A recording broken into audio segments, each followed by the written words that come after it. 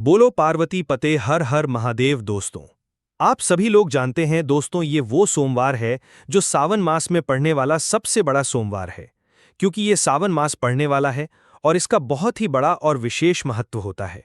पूज्य गुरुजी ने कहा है कि अगर कभी भी मौका लग जाए और सावन मास में सोमवार पड़ जाए तो आप लोगों को 3 तुलसी पत्ते वाला उपाय तो अवश्य ही करना चाहिए। इन दोनों का संयोग बहुत ही कम आता है। इसी के साथ में गुरुजी ने अपनी शिव पुराण कथा में बताया है कि इस दिन आपको एक 3 तुलसी पत्ते वाला उपाय तो आपको अवश्य ही करना चाहिए, क्योंकि ऐसा दिन पूरे साल में सिर्फ एक ही बार आता है। और दोस्तों, आप सभी लोग जानते हो कि सोमवार का अगर सबसे बड़ा कोई उपाय है तो वह 3 तुलसी पत्ते वाला उपाय है। तो दोस्तों, सावन मास में सोमवार के दिन आप लोगों को इस 3 तुलसी पत्ते वाला उपाय को जरूर करना है। बहुत सारे लोग होंगे जिन लोगों ने इस उपाय को न किया हो, मतलब पूरा साल निकल गया, उन्होंने किसी भी दिन इस 3 तुलसी पत्ते वाला उपाय को न किया हो। पर दोस्तों, आपके पास एक आखिरी मौका बचा हुआ है, जो कि 13 जुलाई 2025 सावन मास की सोमवार के दिन है। इस दिन आप लोगों को इस वाले उपाय को जरूर कर लेना है। भले ही आपने पूरे महीने भर इस उपाय को न किया हो, पर अगर आपने इस सावन मास में सोमवार के दिन अगर इस वाले उपाय को कर लिया तो आपको इस उपाय को करने का वह फल मिलेगा जिसकी आपने कभी कल्पना भी नहीं करी होगी। इसीलिए आप लोग इस वाले उपाय को एक बार जरूर कर लेना है, ताकि आप लोगों के हाथ से ये मौका न जा सके और आपको इस उपाय को करने का फल मिल सके। दोस्तों, ये उपाय पंडित जी ने अपनी अभी की ही श्री शिव महापुराण की कथा में बताया है। जी, इस उपाय को आज हम आपको बहुत अच्छे से समझाने वाले हैं। इस वीडियो को देखने के बाद इस उपाय को समझने के लिए आपको कोई और वीडियो को देखने की जरूरत नहीं पड़ेगी। तो चलिए दोस्तों, उपाय को शुरू करते हैं। देखिए, यह इस सावन मास में सोमवार के दिन यह इतना खास होता है, इतना महत्वपूर्ण होता है। देखा गया है कभी कभी बड़े बड़े पूजा पाठ अनुष्ठान से जो मनोकामना पूर्ण नहीं होते, वह सावन मास में सोमवार के दिन एक छोटे से उपाय करने से ही आपकी मनोकामना पूर्ण हो जाती है। और बहुत सारे लोगों ने इस उपाय को किया भी है और उनको इस उपाय को करने का फल भी जरूर मिला है। अगर आप लोग भी इस उपाय को करना चाहते हैं तो आप इस उपाय को पहले अच्छे से समझ लेना, सुन लेना, उसके बाद करना। आपको इस उपाय का फल जरूर मिलेगा। और इस उपाय को कर लेने से आपके घर में चाहे किसी भी प्रकार की दुख और समस्या क्यों न चल रही हो, आपको उसका कारण भी नहीं पता है कि भाई यह समस्या किस कारण से चल रही है। उसका कुछ भी कारण हो सकता है, जैसे पितृ दोष हो सकता है या किसी भी तरह का मंगल दोष भी हो सकता है। तो इस दिन आप लोगों को यह वाला उपाय कर लेना है। यह एक ऐसा उपाय है जिस उपाय को अगर किसी विशेष दिन पर किया जाए तो भाई उस विशेष दिन का जो है वो तो हमें मिलता ही मिलता है, पर हमने उस दिन पर इस उपाय को किया है तो हमें उससे भी बड़ा फल मिलता है, और फल बहुत जल्दी मिलता है, क्योंकि आप इस उपाय को बहुत ही बड़े और विशेष दिन पर कर रहे हो। तो चलिए अब उपाय के बारे में बात करते हैं, लेकिन उससे पहले आप लोगों को यह जानना आवश्यक है कि आखिर यह उपाय किस समय करना है, किसको करना है और कैसे करना है। तो चलिए हम आगे आपको वीडियो में एक एक करके बता देते हैं। लेकिन उससे पहले अगर आप लोग हमारे चैनल पर पहली बार आए हैं या फिर मेरी आवाज आज पहली बार सुन रहे हैं तो हमारे वास्तु पूजा चैनल को सब्सक्राइब जरूर कर लेना और इस वीडियो को लाइक करके कमेंट बॉक्स में श्री शिवाय नमस्तुभ्यम ओम नमः शिवाय जरूर टाइप कर देना। तो दोस्तों, इस 3 तुलसी पत्ते वाला उपाय को हमें इस सावन मास की तृतीया के दिन कैसे करना है, किसको करना है, किस समय करना है और कहां पर करना है, ये सारे सवालों के जवाब आपको इस वीडियो में मिल जाएंगे। और जो ये वीडियो देखेगा भाई उसको 3 तुलसी पत्ते वाला उपाय जरूर करना चाहिए, क्योंकि इस दिन तुलसी पत्ते का भी बहुत ही बड़ा और विशेष महत्व होता है। आ जाए 3 तुलसी पत्ते वाला उपाय की तो यह सोने पर सुहागा वाली बात हो जाती है और यह एक बहुत ही बड़ा उपाय हो जाता है इस सावन मास की सोमवार का। तो अब दोस्तों, इस 3 तुलसी पत्ते वाला उपाय को आखिर करना किसको है, सबसे पहले हम लोग वह बात जान लेते हैं। तो देखो, घर की जो बड़ी माताएं बहनें होती हैं, उन माताओं बहनों में से कोई भी एक बड़ी माता बहन इस वाले उपाय को कर सकती है। और दोस्तों, अगर आप चाहें तो अपने घर में से सभी सदस्यों को भी इस उपाय को करवा सकते हैं।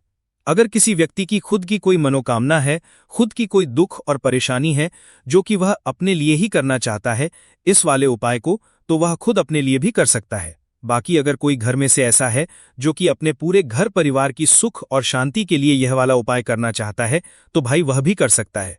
उसमें भी कोई दिक्कत वाली बात नहीं है। कहने का मतलब यह है कि इस उपाय को हर एक सदस्य भी कर सकता है और पूरे घर परिवार के सदस्य के लिए घर की बड़ी माताओं बहनों में से कोई एक माता बहन भी कर सकती है। माताएं बहनें अगर घर में उपस्थित ना हो या वह यह वाला उपाय न कर पा रही हो तो फिर घर का कोई बड़ा सदस्य भी इस 3 तुलसी पत्ते वाला उपाय को कर सकता है, चाहे फिर वह पुरुष ही क्यों ना हो, उसमें कोई भी दिक्कत वाली बात नहीं है। उसके बाद में दोस्तों जो अगला प्रश्न निकल कर आता है वह यह आता है इस उपाय को लेकर कि आखिर इस उपाय को हमें किस समय करना है, सुबह के समय करना है कि शाम के समय प्रदोष काल में करना है। तो देखो, इस वाले उपाय को आप लोग सुबह के समय भी कर सकते हो और शाम के समय प्रदोष काल में भी कर सकते हो। अब अगर आप पूछो कि भाई उत्तम समय कौन रहेगा इस 3 तुलसी पत्ते वाला उपाय को करने का, तो हम आपसे बस यही कहेंगे कि इस उपाय को आप सुबह के समय करेंगे तो ज़्यादा बेहतर होगा। बाकी अगर प्रदोष काल शाम के समय भी करेंगे तो भी अच्छा होगा, उसमें कोई भी दिक्कत वाली बात नहीं है। तो अब दोस्तों जो अगली सबसे बड़ी और महत्वपूर्ण बात आती है वो ये आती है कि सुबह अगर हम उपाय को करेंगे तो हमें कितने बजे से लेकर कितने बजे तक के बीच में करना है, और शाम के समय प्रदोष काल में करेंगे तो हमें कितने बजे से लेकर कितने बजे के बीच में करना है। तो देखो, सुबह जितनी जल्दी हो सके आप उपाय को करने की कोशिश करना। बाकी अगर किसी कारणवश लेट भी हो जाओ, थोड़ी देर भी हो जाए, तो 10 या 11 बजे तक भी आप उपाय कर लेना, पर 12 बजे से ज़्यादा देरी ना हो। ठीक है, इस बात का ध्यान रखना। उसके बाद में दोस्तों अगर शाम के समय प्रदोष काल की बात करें, प्रदोष काल का जो समय है होता है वो शाम के 6 बजे से शुरू हो जाता है। मतलब शाम के 6 बजे से लेकर 7 बजे के बीच का जो समय होता है ये समय प्रदोष काल का समय होता है। तो आप इस उपाय को 7 या 8 बजे के बीच में भी कर सकते हो। मतलब शाम के 6 बजे से रात 8 बजे के बीच में आप कभी भी इस वाले उपाय को कर सकते हो, उसमें कोई भी दिक्कत वाली बात नहीं है। तो देखो दोस्तों, सबसे पहला उपाय देखिए आपको क्या करना है। देखिए, सावन मास के दिनों में विशेषकर भगवान शिव और माता पार्वती और विष्णु भगवान का पूजन किया जाता है। अब साथ ही साथ पूर्णिमा का दिन भी पड़ गया है, तो ऐसा समझ लीजिए आपके जीवन में धन भी आएगा, सुख भी आएगा, धन बढ़ेगा भी, और साथ ही साथ आपके जीवन के सारे संकटों को भगवान शिव जी दूर कर देंगे। तो चलिए सबसे पहले बात कर लेते हैं सबसे पहले उपाय की, जो कि सोमवार वाले दिन आपको विशेष करना है। और इस उपाय को करने से आपकी कोई भी ऐसी इच्छा, कोई भी विश जो अभी तक अधूरी है, पूरी नहीं हो रही है, तो आपकी बड़ी से बड़ी विश और मनोकामना भी पूरी हो जाती है जब आप सोमवार वाले दिन इस पहले उपाय को कर लेते हैं। तो देखिए, आप सभी जानते हैं कि श्री हरि विष्णु जो हैं उन्हें तुलसी दल सबसे प्रिय है। बिना तुलसी माता के श्री हरि विष्णु अधूरे हैं और बिना तुलसी पत्तों के श्री हरि विष्णु का भोग अधूरा है। अब श्री हरि विष्णु को प्रसन्न करके आप अपनी किसी भी मनोकामना को पूरा कर सकते हैं, क्योंकि श्री हरि विष्णु प्रसन्न हो गए तो आपकी कोई भी विश और इच्छा मनोकामना अधूरी नहीं रहेंगी। देखिए, हम सभी के घरों में माता तुलसी का पौधा अवश्य ही होता है। तो देखिए, हमें तुलसी जी के पौधे से सबसे पहले तो 3 पत्ते तोड़ने हैं। देखो, तृतीया वाले दिन आपको तुलसी के पत्ते नहीं तोड़ने हैं। तो देखिए, तुलसी जी के आपको 3 पत्ते तोड़ लेने हैं, और इन तुलसी जी के पत्तों को तोड़ने के बाद आपको 1 चुटकी हल्दी भी अपने साथ में लेनी है। हल्दी के अंदर आपको जल मिलाकर के पेस्ट के रूप में तैयार करना है, और इसी के साथ में आपको 1 दीपक भी लेना होगा। दीपक आप मिट्टी का भी ले सकते हैं, आटे का भी ले सकते हैं, और इस दीपक में आपको शुद्ध घी डाल करके इसमें आपको लंबी रुई की बाती का प्रयोग करना है। देखिए दोस्तों, आपके पास है 3 तुलसी जी के पत्ते हैं, तो पहला जो तुलसी जी का पत्ता है उस पर आपको सबसे पहले तो जो आपने हल्दी ली है उसकी एक बिंदी लगानी है। और पहला जो तुलसी जी का पत्ता है, आपके घर में भगवान विष्णु का चाहे कोई सा भी स्वरूप हो, चाहे लड्डू गोपाल जी का स्वरूप हो, या फिर भगवान कृष्ण की आपके मंदिर में प्रतिमा हो, या फिर भगवान श्री राम की प्रतिमाएं हैं, उनके सामने आपको पहला तुलसी जी का पत्ता अर्पित करना है। अब देखिए दोस्तों, आपके पास जो 2 तुलसी जी के पत्ते हैं और आपके पास जो 1 दीपक है, इन्हें आपको लेकर के पहुंचना है अपने ही घर में तुलसी जी के पौधे के पास में। देखिए, सबसे पहले तो आपके पास जो 2 तुलसी जी के पत्ते हैं उन पर भी आपको हल्दी की 1-1 बिंदी लगानी है, और उन दोनों ही तुलसी जी के पत्तों को आपको अपने घर में तुलसी जी के पौधे के वहां पर ही अर्पित कर देने हैं। और इस प्रकार से ये दोनों पत्ते भी तुलसी जी के पौधे के पास में अर्पित करने के बाद अंत में जो आपके पास एक लंबी बाती का दीपक है, इसे आपको तुलसी जी के पौधे के पास में ही प्रज्वलित कर देना है। जो भी व्यक्ति अपने ही घर पर इस प्रकार से तुलसी जी के 3 पत्तों का ये उपाय कर लेता है तो उसका परिवार हमेशा खुश रहता है, उसके परिवार में कभी भी कोई भी संकट उत्पन्न नहीं होता है, और यदि आपके घर में जो भी ग्रह कलेश है वह भी समाप्त होते हैं। तो इस प्रकार से यह सुंदर सा उपाय करना है। अब बात करते हैं अगले उपाय की। देखो, यदि आपके जीवन में आर्थिक संकट बहुत अधिक हो रहे हैं, धन की समस्या लगातार जीवन में बनी हुई है, 1 रुपयों को प्राप्त करने के लिए आपको बहुत अधिक मेहनत कर रहे हैं, तो आज रात्रि में सोने से पहले आपको हो यह एक चमत्कारी दीपक का उपाय अवश्य करना है। या फिर यदि आपका जो व्यापार है, बिजनेस है, दुकान है, वो अच्छे से नहीं चल पा रही है, तो आज रात्रि में इस विशेष दीपक का उपाय आपको अवश्य करना चाहिए। देखो दोस्तों, दीपक हमारे घर में सभी नकारात्मक शक्ति को बाहर करता है। यह उपाय आपको साल में केवल एक बार करने का ही मौका मिलता है। देखिए, इस उपाय के लिए आपको तुलसी जी की जो सूखी लकड़ी होती है उसे ले लेना है। देखिए दोस्तों, यदि आपके पास पुरानी तुलसी जी की लकड़ी है तो उसे आप ले सकते हैं।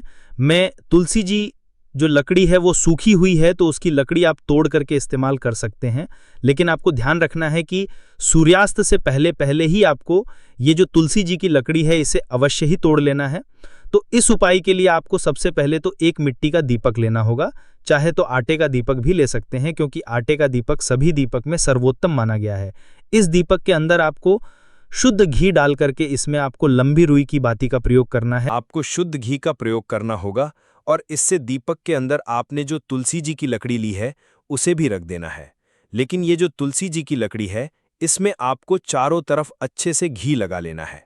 देखिए, गुरुजी ने बताया है कि जो तुलसी जी की लकड़ी है, यदि आप उपाय करते हैं और बहुत ही शीघ्रता से जल जाती है, तो इसके लिए आपको एक कार्य करना है। आपको थोड़ी सी रुई ले लेनी है और उस रुई को आपने जो तुलसी जी की लकड़ी ली है उस पर अच्छे से चारों तरफ लपेट देनी है। तुलसी जी की लकड़ी के ऊपर रुई लपेटने के बाद इसे आपको पूरा घी के अंदर डुबो लेना है। अब इसे आपको बाती के रूप में प्रयोग करना है। अब दोस्तों, इस दीपक को आपको प्रज्वलित कहाँ करना है? तो इस दीपक को आपको या तो भगवान विष्णु के सामने प्रज्वलित करना होगा, या फिर आपको भगवान श्री राम के सामने प्रज्वलित करना होगा, या फिर भगवान कृष्ण के सामने, यानी कि भगवान विष्णु के जो भी अवतार हैं उनके सामने आप ये दीपक प्रज्वलित कर सकते हैं। या फिर आप इस दीपक को माता तुलसी जी के सामने भी प्रज्वलित कर सकते हैं। पूज्य गुरुजी ने बताया है कि जो भी व्यक्ति इस प्रकार से तुलसी जी की डंडी से ये दीपदान कर देता है उसके जीवन में कभी भी धन की समस्या नहीं होती है।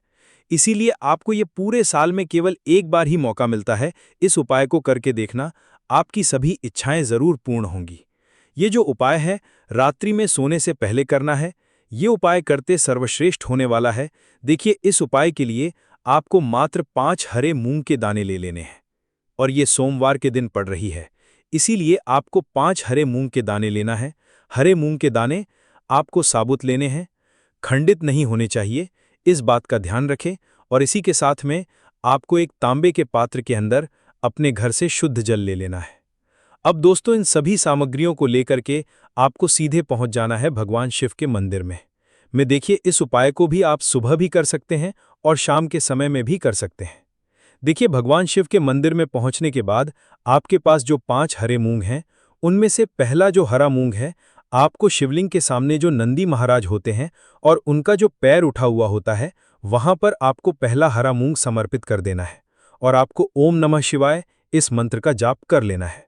फिर आपको दूसरा हरा मूंग लेना है और शिवलिंग पर जो श्री गणेश जी वाला स्थान होता है वहां पर आपको ये दूसरा हरा मूंग समर्पित कर देना है। यानी कि शिवलिंग के सीधे तरफ आपको ये दूसरा हरा मूंग समर्पित करना है और फिर आपको ओम नमः शिवाय या फिर श्री गणेशाय नमः इस मंत्र का जाप कर लेना है। तीसरा हरा मूंग का दान आपको भगवान शिव की सबसे प्रिय पुत्री माता अशोक सुंदरी वाले स्थान पर समर्पित करना होगा। शिवलिंग की जो जलाधारी होती है, जहां से जल बह के आता है, उसी जलाधारी के बीच में जो कहीं कहीं उठी हुई लाइन होती है सांप की आकृति के रूप में, वहीं पर आपको तीसरा हरा मूंग समर्पित करना है और फिर आपको ओम नमः शिवाय इस मंत्र का जाप कर लेना है। अब दोस्तों, चौथा जो हरा मूंग है उसे आपको भगवान कार्तिकेय जी का जो स्थान होता है शिवलिंग पर, वहां पर आपको ये चौथा हरा मूंग का दाना समर्पित कर देना है और आपको ओम नमः शिवाय इस मंत्र का जाप कर लेना है। अब दोस्तों, आपके पास जो 5वां और अंतिम हरा मूंग बचा हुआ है उसे आपको उसे जल के पात्र के अंदर डाल देना है और इस हरे मूंग से युक्त जल से आपको भगवान शिव के शिवलिंग का अभिषेक कर देना है। धीरे धीरे समर्पित करते जाना है और लगातार आपको शिव महापुराण के मूल मंत्र श्री शिवाय नमस्तुभ्यम इस मंत्र का जाप करते रहना है। फिर आपको शिवलिंग के सामने बैठकर, यदि आप अपने बच्चों के लिए ये उपाय कर रहे हैं, यदि आप अपने बच्चों की बुद्धि, ज्ञान और विवेक के लिए ये उपाय कर रहे हैं, तो उसके लिए आपको प्रार्थना कर लेनी है। या फिर व्यापार में वृद्धि करने के लिए ये उपाय कर रहे हैं तो उसकी कामना करते हुए आपको प्रार्थना कर लेनी है। या फिर अपनी नौकरी के लिए कर रहे हैं, या फिर अपने इंटरव्यू के लिए कर रहे हैं, या फिर धन की प्राप्ति के लिए कर रहे हैं, जिस भी कामना के लिए आप उपाय कर रहे हैं उसे परिपूर्ण करने के लिए आपको महादेव से प्रार्थना कर लेनी है और फिर आपको वापस अपने घर आ जाना है। पूज्य गुरुजी ने कहा है कि जो भी व्यक्ति इस उपाय को कर लेता है तो यकीन मानिए आपके जीवन की जो सारे संकट, कष्ट और बाधाएं हैं वो सभी समाप्त होंगे। अब हम बात करते हैं तीसरे विशेष उपाय। देखो, भाग्य का साथ आपको मिले तो गुरु बृहस्पति को मजबूत करना बहुत जरूरी होता है। इसीलिए पूज्य गुरुदेव ने एक बहुत ही सुंदर सा उपाय बताया था, जो कि है पीले चावल का थोड़े से अक्षत लेना, चावल लेना। अगर आपको ऐसा लगता है ना कि आपको किसी भी चीज में सफलता नहीं मिल पा रही है, किस्मत का साथ आपको नहीं मिल पा रहा है, तो पीले चावल लेना। पीले चावल कैसे करोगे? 11 चावल लेना साबुत, उसके अंदर पीला चंदन है वो आपको मिला देना है और चावल को पीला रंग कर देना है। ठीक है। साथ में लेना है एक बेलपत्र और साथ में लेना है तांबे के पात्र के अंदर जल। ठीक है। ये तीनों सामग्री लेकर के सोमवार के दिन सुबह से लेकर के रात्रि तक जब आपकी इच्छा हो तब आप ये उपाय कर सकते हैं। अब आपको क्या करना है? भगवान शिव के मंदिर में जाएंगे, जो एक बेल पत्र है वो माता अशोक सुंदरी वाले स्थान पर आपको अर्पित करना है। डंडे का हिस्सा जलाधारी की तरफ होना चाहिए, उस प्रकार से आपको ये बेल पत्र अर्पित करना है। जब बेल पत्र अर्पित करोगे तब आपको कुंदकेश्वर महादेव का नाम लेना है, माता अशोक सुंदरी वाले स्थान पर। ठीक है। अब जो चावल के दाने हैं, जो अक्षत लेकर के आए हैं, वो भगवान शिव के शिवलिंग पर आपको अर्पित करना है। जब आप अर्पित करोगे तब आपको बृहस्पतिश्वर महादेव का नाम लेना है। बृहस्पतिश्वर महादेव ही एक ऐसे महादेव हैं जो किसी भी व्यक्ति के भाग्य को बदल सकते हैं। देव हैं जो आपके गुरु ग्रह को मजबूत करता है, तो आपको इस प्रकार से अर्पित करना है और अंत में 1 लोटा जल धीरे धीरे पतली धरा से बृहस्पतिश्वर महादेव का स्मरण करते हुए या श्री शिवाय नमस्तुभ्यम का जाप करते हुए आप अर्पित करें। ये मात्र केवल और केवल सोमवार के दिन किया जाता है और ये उपाय बहुत ही ज्यादा प्रभावशाली है। ध्यान रखना, हल्दी का उपयोग मत करना। चावल में पीला करना है चावल को, तो पीला चंदन ही होना चाहिए। ठीक है। अब ये जो उपाय जो भी करता है, निश्चित तौर पर उसके जीवन के सारे अंधकार दूर होते ही होते हैं, उसको सफलता भी मिलती है, बृहस्पति मजबूत होते हैं, किस्मत का साथ उसको मिलने लगता है। ये उपाय अगर आप प्रदोष काल के समय करते हैं तो और लाभकारी सिद्ध होता है। तो दोस्तों, ये थे पूज्य गुरुजी द्वारा बताए गए कुछ बहुत ही खास उपाय। अगर आपको जानकारी अच्छी लगी हो तो वीडियो लाइक करिएगा। बोलो पार्वती पते। हर हर महादेव। दोस्तों, सावन के सोमवार के दिन अपने गले में पहन लेना। इस पौधे की जड़ जीवन में आ रहे हर कष्टों से तुरंत मिल जाएगी। आपको मुक्ति भगवान भोलेनाथ और माता पार्वती जी के आशीर्वाद से न केवल आपके जीवन में होगी धन की वर्षा, बल्कि आपकी हर मनोकामना होगी तुरंत पूरी खुशियों से भर जाएगा आपका घर। दोस्तों, आपकी जानकारी के लिए बता दें, श्रावण शुरू होने में कुछ दिन बचे हुए हैं और इस बार श्रावण जो है, सोमवार के दिन कुल 52 तरीके के शुभ योग बन रहे हैं। ऐसा समय पूरे 12 वर्षों के बाद आया है। इस सोमवार दिन शुभ ग्रही योग जैसे कुल 52 तरीके के शुभ योग बन रहे हैं और इस दिन अगर आप धार्मिक पुराणों के अनुसार उन चमत्कारिक पौधे की जड़ों में से एक भी पौधे की जड़ को धारण कर लेते हैं, जिसके बारे में हम आज की इस वीडियो में आपको बताने जा रहे हैं, तो सिर्फ इतने करने मात्र से मानकर चलिए दोस्तों, पूरे साल आप अपने आर्थिक परेशानी, कष्टों और दिक्कतों से बचे रहेंगे। अपने जीवन में आने वाली जो भी समस्या होगी वह अपना रास्ता बदल लेगी। अगर आपने श्रावण के दिन उन पौधे की जड़ों में से एक भी जड़ धारण कर ले, जिसके बारे में आज की इस वीडियो में हम आपको तंत्र शस्त्र, ज्योतिष शास्त्र और धार्मिक वेद पुराणों के अनुसार बताने जा रहे हैं, तो सिर्फ इतने करने मात्र साक्षात आपको माता लक्ष्मी जी का वह वरदान और वह आशीर्वाद मिलेगा। इसके बाद न केवल आपके जीवन में धन की वर्षा होगी, बल्कि पूरे साल आपके पास धन का आगमन बना रहेगा। आपके पास जो धन आएगा उसमें वृद्धि भी होगी। दोस्तों, अगर आपने सिर्फ इतना सा उपाय कर दिया तो आपका भाग्य 7वें आसमान पर होगा। आपके राहु केतु आपका साथ देंगे, आपका भाग्य प्रबल हो जाएगा, आपके सभी नवग्रह आपका साथ इस प्रकार से देने लग जाएंगे, जिसके बाद आप पूरे साल 2025 में जो भी निर्णय लेंगे उस निर्णय में सिर्फ और सिर्फ आपको फायदा ही पहुंचेगा। दोस्तों, जिन पौधे की जड़ हम आपको धारण करने के लिए बताने जा रहे हैं, उन पौधे में माता लक्ष्मी जी के दिव्य शक्तियों का वास होता है। यह वह पौधा है जो माता लक्ष्मी जी को अत्यंत प्रिय है। और दोस्तों, जो भी व्यक्ति श्रावण के दिन इन पेड़ पर पौधे की जड़ को धारण कर लेता है, तो स्वयं देवों के देव महादेव जी उस व्यक्ति को अपना आशीर्वाद देते हैं और उस व्यक्ति के जीवन में एक चमत्कारिक और सकारात्मक बदलाव आता है। दोस्तों, यह सारी जानकारी जो हम आपको इस वीडियो में बताने जा रहे हैं, यह धार्मिक वेद पुराण के अनुसार आपको बताने जा रहे हैं। और यकीन मानिए दोस्तों, सिर्फ एक दिन के इन उपाय से आपके जीवन की कई प्रकार के परेशानी, कष्ट और दिक्कतों से आपको मुक्ति मिल सकती है और आपके जीवन में एक ऐसा बदलाव आएगा जिसके बाद मानकर चलिए पूरे साल आपको किसी भी प्रकार के परेशानियों का सामना नहीं करना पड़ेगा और धन की देवी माता लक्ष्मी जी की कृपा सदैव आप पर बनी रहेगी। दोस्तों, हिंदू धर्म संस्कृति में कई ऐसे पेड़ पौधे हैं जिनकी पूजा होती है, क्योंकि दोस्तों शास्त्रों में बताया गया है पेड़ पौधे में कई देवी देवताओं का वास होता है और उनकी पूजा करने मात्र से हमारे जीवन के समस्त प्रकार के परेशानी, कष्ट और दिक्कतों से हमें मुक्ति मिल सकती है। इसलिए आपने देखा भी होगा, हर सनातनी भाई बहन के घर पर एक तुलसी का पौधा जरूर होता है, क्योंकि जो तुलसी का पौधा होता है वह माता लक्ष्मी जी के ही स्वरूप होती है। तुलसी के पौधे के प्रत्येक पत्ते पर भगवान विष्णु जी का वास होता है। इसी प्रकार कुछ ऐसे पौधे हैं जिन पर देवी देवताओं की दिव्य शक्तियों का वास होता है। वही दूसरी तरफ जो पौधे होते हैं दोस्तों, उनको औषधि के रूप में भी इस्तेमाल किया जाता है, काम में लाया जाता है, जो कई प्रकार के बीमारी को खत्म करने में सक्षम होते हैं। दोस्तों, आपने देखा भी होगा, लगभग हर व्यक्ति पीपल की पूजा करते हैं और करनी भी चाहिए, क्योंकि आपकी जानकारी के लिए बता दें कि जो भी पीपल वृक्ष की पूजा करता है उसे अलौकिक सुख की प्राप्ति होती है। इस वृक्ष पर ऐसे अलौकिक शक्तियां होती हैं जिनके दम पर और जिनकी पूजा से हमें अच्छे परिणाम मिल सकते हैं। दोस्तों, आज मैं आप लोगों को अपने चैनल की ओर से आप लोगों को श्रावण के दिन पहने जाने वाले उन जड़ों के बारे में बताने जा रहा हूं, जिनको सिर्फ अगर आपने सही मुहूर्त पर श्रावण के दिन धारण कर लिया तो पूरे साल धन की देवी माता लक्ष्मी जी और भगवान विष्णु जी का साथ साथ समस्त देवी देवताओं का आशीर्वाद भी आप पर बना रहेगा। दोस्तों, महंगे रत्न पहनने की बजाय अगर आप इन चमत्कारी पेड़ पौधे की जड़ को धारण कर लेते हैं तो इससे आपके जीवन में आपको अच्छा परिणाम और अच्छा रिजल्ट मिलेगा। अब आप सोच रहे होंगे कि इन पेड़ पौधे की जड़ों को धारण कैसे करना है।